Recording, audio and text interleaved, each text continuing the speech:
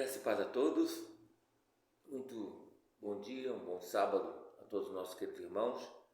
Meu nome é pastor Zé Gutierrez, estamos aqui nessa manhã de sábado para falar um pouquinho sobre fé, né? E principalmente o poder da concordância, né? Realmente há muito poder na concordância. Desde já eu quero pedir a você curtir, deixar o seu likezinho aí, se você gostar da palavra, e se puder compartilhar, é bênção, né? No Evangelho de São Mateus capítulo 18, versículo 19, o nosso Senhor Jesus Cristo diz: também vos digo que se dois de vós concordarem na terra acerca de qualquer coisa que pedirdes, que porventura pedirem, isso lhe será feito pelo meu Pai que está nos céus. É interessante a forma como Jesus coloca aqui: se dois de vós concordarem, né? Se dois de vós concordarem na terra acerca de qualquer coisa que pedirem, será feito pelo meu Pai, né? Isso lhe será feito pelo meu Pai que está nos céus. Há muito poder, na verdade, na concordância. É muito complicado quando você anda com quem não concorda com você. Dentro de uma sociedade, dentro de uma família, dentro de um casamento, dentro da igreja, por que não dizer? Quando não há concordância, a discórdia, né? Na verdade, ninguém é obrigado a pensar igual você, mas Jesus fala que a unidade, a concordância, ela é uma chave que liga, né? O que nós pedimos a Deus, né? Quando há uma aliança entre as pessoas que estão juntos, tem que ter concordância, né? Mas às vezes é difícil concordar. Nem sempre a gente está disposto a concordar em certas coisas, a gente não concorda, né? Aí a outra pessoa fica sozinho ou sozinha, né? E Jesus fala sobre o poder da unidade. Onde tiver dois ou três reunidos no meu nome, aí estou eu, Jesus disse, no meio deles, né? Esse é um versículo que todos nós já aprendemos de cor, né? Então há forças, né, na unidade. Quando há uma unidade, há forças. Quando a desunião chega, começamos a perder forças. Você pode ver, quando passa uma família, ou a desconfiança, a falta de admiração, que não há mais unidade e não falam mais a mesma língua, a tendência é ir para cada um do seu lado. Por quê? Jesus mesmo disse, deixou bem claro, que na unidade há muita força, né? Aliás, a palavra diz que é melhor serem dois do que um, né? Porque se um faz cair, né? Se um cair, o outro levanta, né? Como diz lá em Provérbio, né? O outro levanta seu companheiro. Mas vai daquele que tiver só, porque ele caindo não haverá outro para levantar, aí complica, fica sozinho. Ainda fala em Provérbios, lá fala, se dois dormirem juntos, eles se esquentarão, mas um só como se esquentará? Nesse frio, né? O pé não esquenta, não é? O corpo humano é uma fonte de calor, né? A Bíblia está certa, né? E se alguém quiser prevalecer contra um, né, os dois lhe resistirão. Então não é contra um, é contra dois. E o cordão de 3 dobras não se quebra tão depressa. Eclesiastes, né, capítulo 4, versículo 9 ao 12. Né? Em Deuteronômio, capítulo 32, versículo 30, e em Josué 23, também 10, diz que um só homem perseguirá 1000. Né? Um homem persegue 1000, mas 2 farão fugir 10.000. Quer dizer que quando o poder está dobrado, quando estamos em 2, é como os cães só atacam em bando, né? Se tiver um só, eles ficam receosos. Quando um embala outro. Ontem eu vi uma multidão de pessoas entrando numa casa que supostamente um rapaz, um homem, estuprou uma menina de 8 anos, violentou, e se a polícia não intervém, a população ia entrar dentro do prédio e ia matar aquele cidadão. Então a gente vê que uma dá força para o outro e ninguém ia linchar ele mesmo. Se a polícia não intervém, complicava.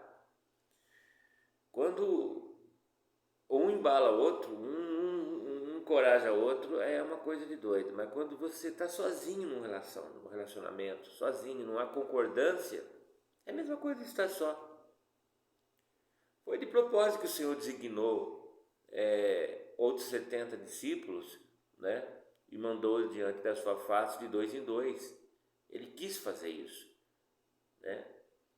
Ele mandou para todas as cidades, lugares, aldeia, onde ele havia de ir, né? Lá em Lucas 10, versículo 1 fala sobre isso.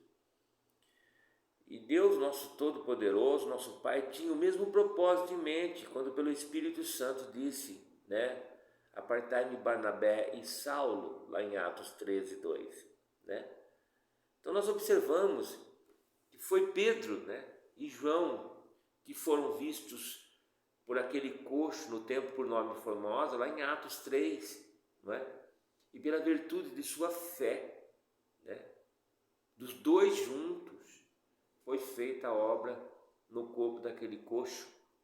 E na verdade, porque estavam ali em observância. Primeiro que eles estavam indo no templo para orar, né? E aquele coxo estava colocado ali há muito tempo pedindo ajuda. Eles disseram, não temos ouro nem prata, mas o que temos, isso te damos, né? E ali ele diz, olha para nós, né? E eles disseram isso, em nome de Jesus Cristo Nazareno, levanta-te, anda. Tomou-lhe pela mão direita e o homem levantou, né? Entrou saltando e glorificando a Deus no templo, né? Então, por que estamos chamando a atenção sobre essa questão hoje? Se 2 de vós concordarem na terra acerca de qualquer coisa que pedirem, isso lhe será feito pelo meu Pai que está nos céus. Jesus disse, né? Então nós provamos pessoalmente que isso é verdade, amados, em várias situações da nossa vida, né?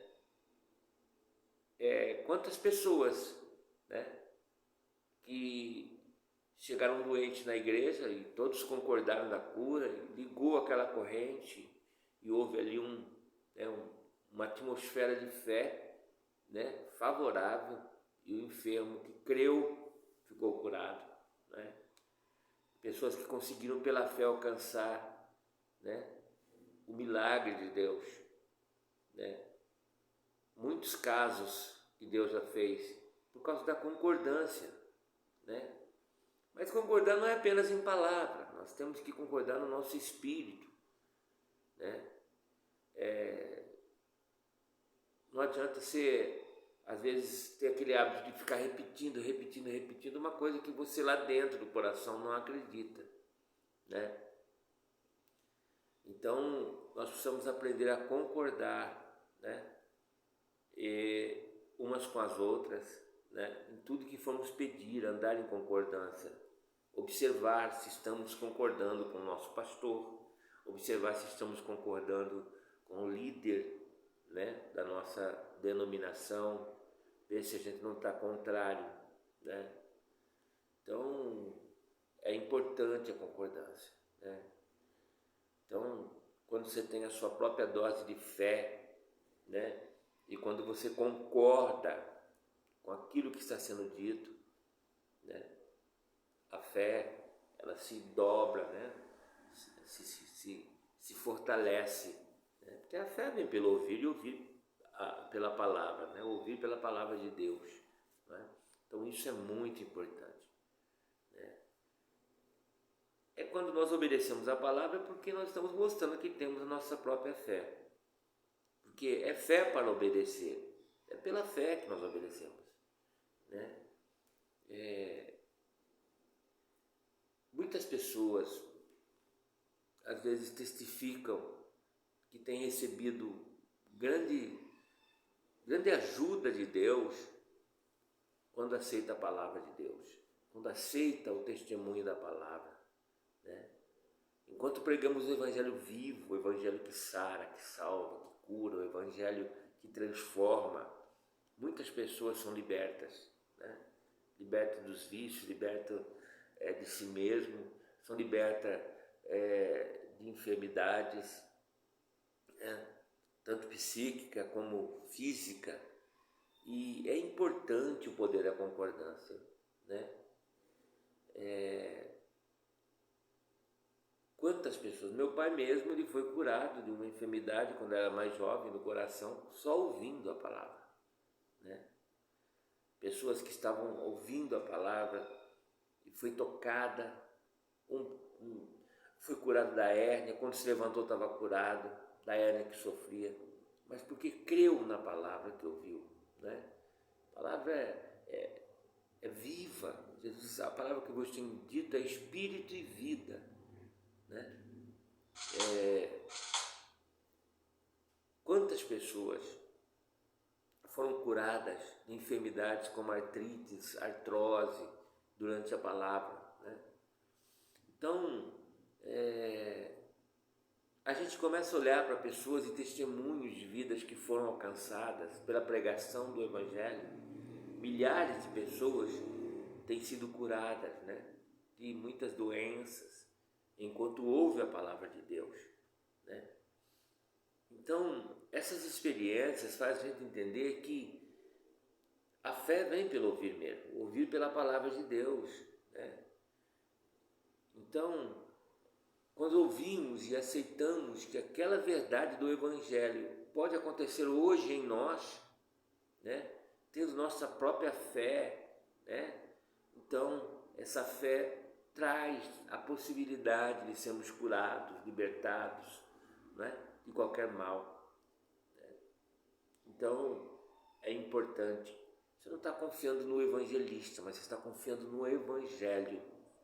Você não está ali ouvindo meras palavras, está ouvindo a palavra de libertação, a palavra do Evangelho que sara, que cura, o Evangelho que transforma, o Evangelho que muda as vidas, que salva o homem de situações, não só a salvação da alma para ir para o céu, não.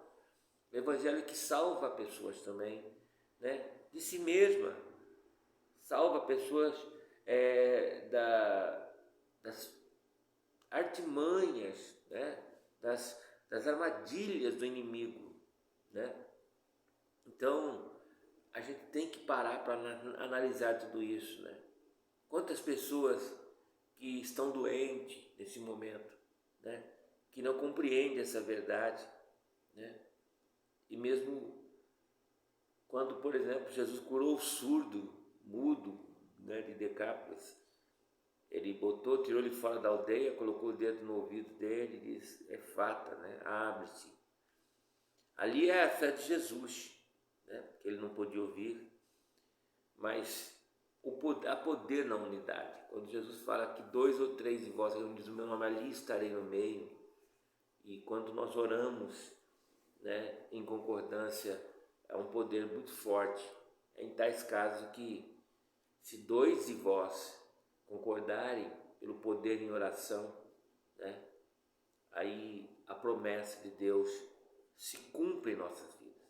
Será feito pelo meu Pai que está no céu, Jesus disse, né? Então temos que louvar a Deus pela sua grande promessa, pelo cuidado que Ele tem tido conosco, não só em nos dar saúde, né, tanto saúde espiritual como saúde física, né? Então, a Bíblia diz que João, o amado João, uniu essas duas bênçãos, né, na sua carta, quando ele escreve a seu amigo Gaio, dizendo: amado, eu desejo que te vá bem em todas as coisas, né, e que tenha saúde, assim como bem vai a sua alma. 3 João, versículo 2. João, que se inclinava sobre o peito de Jesus, sabia que era verdade de Deus, né? Então, nós não duvidamos, né, Deus ele quer salvar, regenerar. Nós não duvidamos que Deus quer perdoar todo o pecado. Até mesmo Deus quer libertar dos vícios, né? E Ele pode alcançar até aqueles mais desprezados, ou aqueles que se sentem excluídos, Ele pode alcançar, né? E é a vontade de Deus curar, é a vontade de Deus libertar e sarar, sempre é, né? Deus quer dar vida abundante até às pessoas que estão desanimadas, né? Se essa pessoa que está sofrendo olhar para Deus, para Jesus e crer na sua verdade, na sua palavra, no seu evangelho, é vontade de Deus de levantar essa pessoa, de dar ânimo a essa pessoa, de trazer vida a essa pessoa, né? Nós não podemos duvidar do amor e a compaixão de Deus para conosco, né? Que a palavra nos chama de filhos, né? Jesus Cristo apresenta razões após razões, provando que nós podemos ser alcançados pelo nosso Pai que está nos céus, né? Mesmo quando o próprio Deus nos permite passar por provas, às vezes passamos por provas de enfermidade, ainda assim, sempre pode haver uma reviravolta, né? E estar à nossa disposição, pela fé, sermos alcançados, né? Raros casos de que Deus não cura quando a pessoa crê, né? Deus sempre se mostra disposto a regenerar. Há um caso no livro do Velho Testamento, de Isaías, quando ele vai até o rei Ezequias para avisar que prepare sua casa que você vai morrer. Ezequias não aceitou, virou e começou a orar, falou: não, Senhor, eu queria viver mais. Deus ouviu a sua oração, mandou Isaías, o próprio profeta, voltar e dizer para o rei que ia acrescentar em 15 anos a sua vida, né? Então, é o que Deus espera que façamos, que nós não aceitemos a situação como ela está, né? Que tenhamos fé no nome dEle, no nome de Jesus, para que possamos, então, né, ser curados, alcançados. Então, né, essa, às vezes, é uma prova de fogo que estamos passando. Você está passando, tantas pessoas têm passado, né? Mas Deus pode alcançar, né? Nós temos direito bíblico de ter saúde, de ser forte, né? Então, alguém pode até perguntar: mas como poderia alguém jamais morrer se todo mundo é curado? Não é isso que eu estou falando. Existem enfermidades para a morte, existem enfermidades que não são para a morte, né? A resposta é muito fácil, segundo a palavra de Deus, né? A boa parte da Bíblia fala sobre isso, né? Há uma prescrição de Deus, né, para a morte de seus filhos. Quando ele fala lá em Salmo 104, versículo 29, tira essa respiração, morre e voltam para o seu pó. Isso quer dizer que nós devemos morrer, todos morrer com câncer, ou todos morrer de infarto, ou todos, né, ou qualquer outra doença, enfermidade? Não, necessariamente, né? O Filho de Deus, ele pode ser redimido da maldição da lei, como Gálatas 3:13 Paulo fala, né? Então, muitas doenças às vezes se apoderam do nosso corpo, da nossa alma, mas nós temos que confiar em Jesus, que Ele é capaz de nos libertar e nos dar força, né? Que a norma bíblica para a morte de um filho de Deus é na velhice, como diz a palavra: na velhice virás à sepultura, como se recolhe um feixe de trigo a seu tempo. Jó 5:26 fala sobre isso. Foi assim que Abraão, Isaac, Jacó, Moisés e muitos outros partiram, na velhice, né?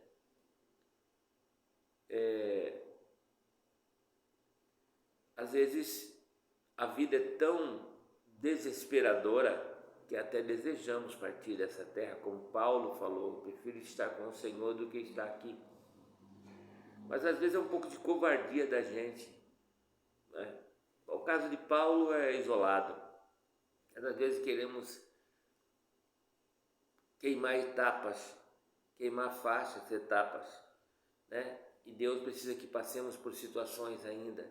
Deus precisa ainda completar a obra que Ele começou em nós, né? Eu quantas vezes desejei morrer, né?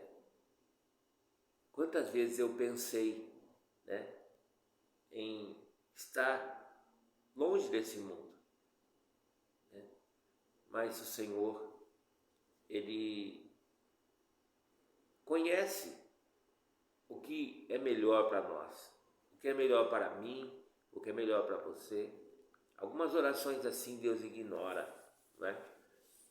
Porque, na verdade, o propósito de Deus para nossas vidas, o plano de Deus para nossas vidas é ser bênção aqui na terra.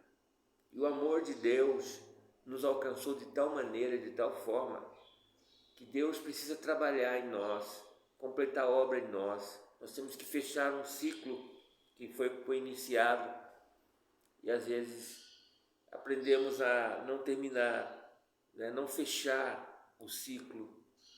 Nós achamos que está bom do jeito que está, servimos ao propósito que viemos fazer aqui, mas isso não é verdade.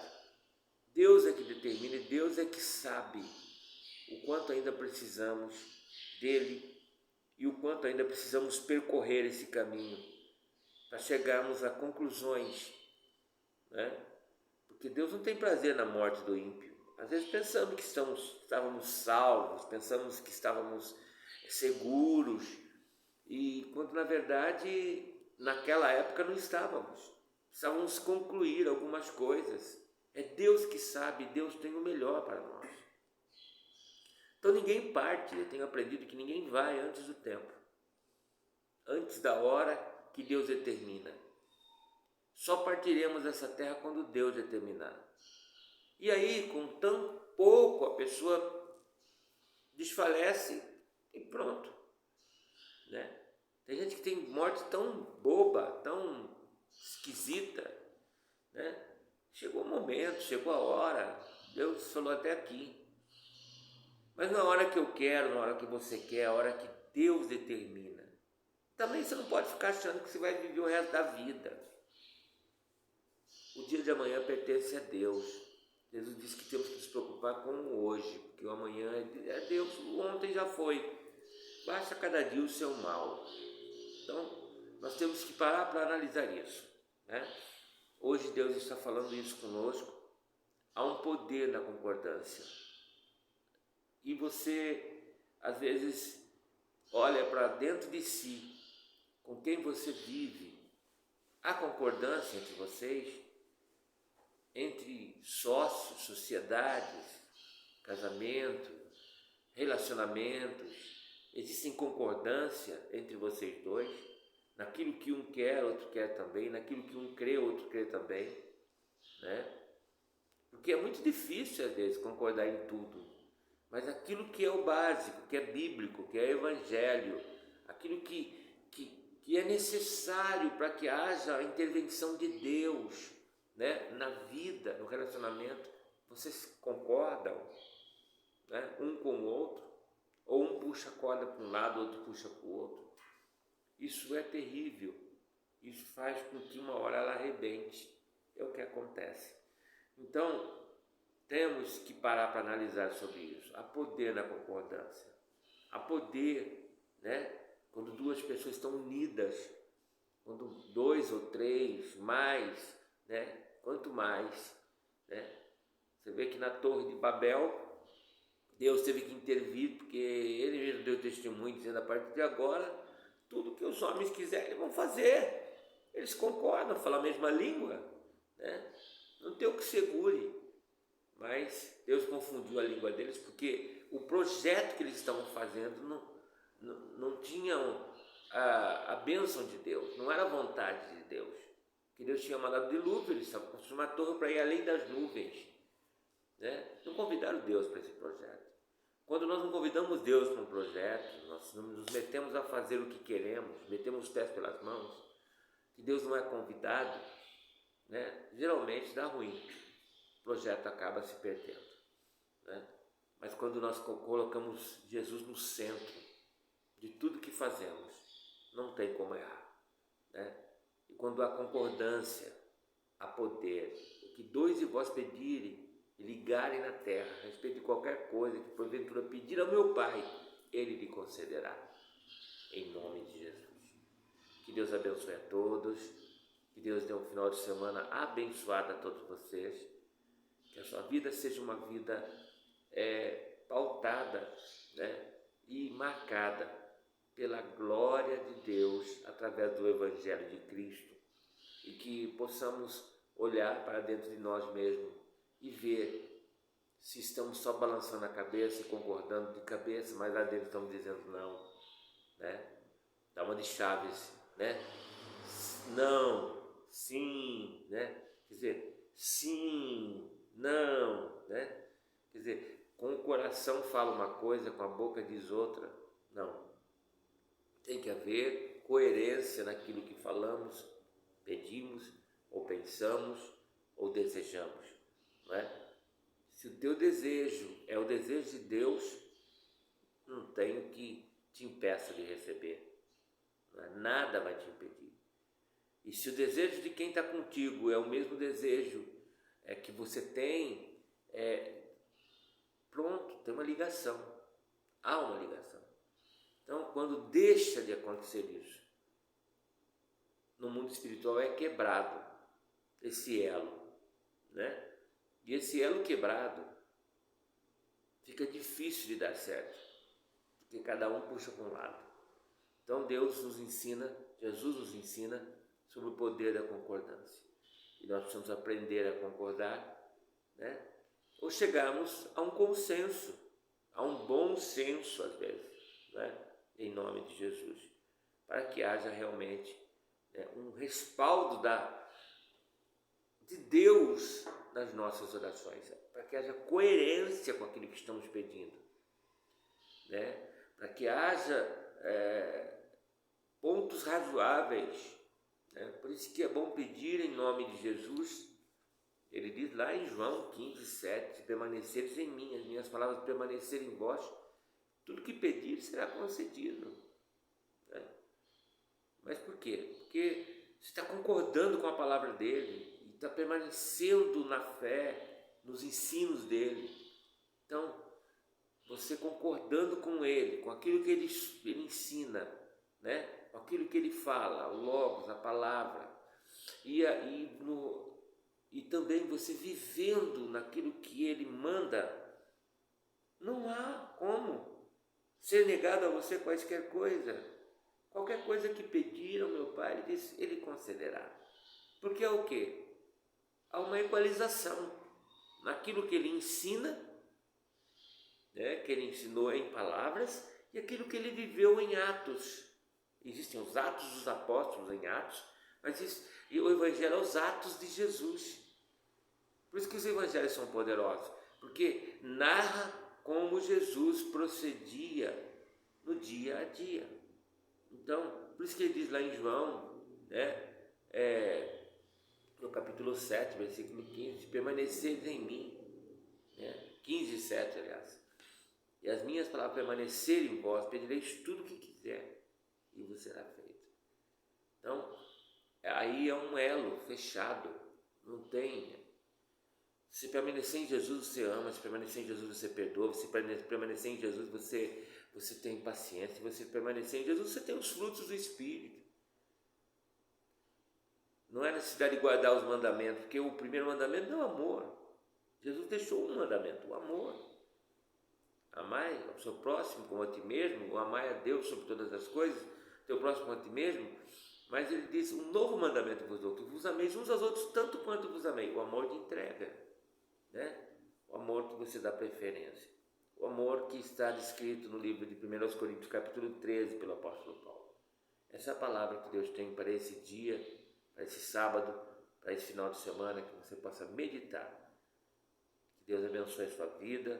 Tenham todos um dia lindo, abençoado, e que sua família seja alcançada pelo poderoso Deus, pela graça e pela paz do nosso Senhor Jesus Cristo.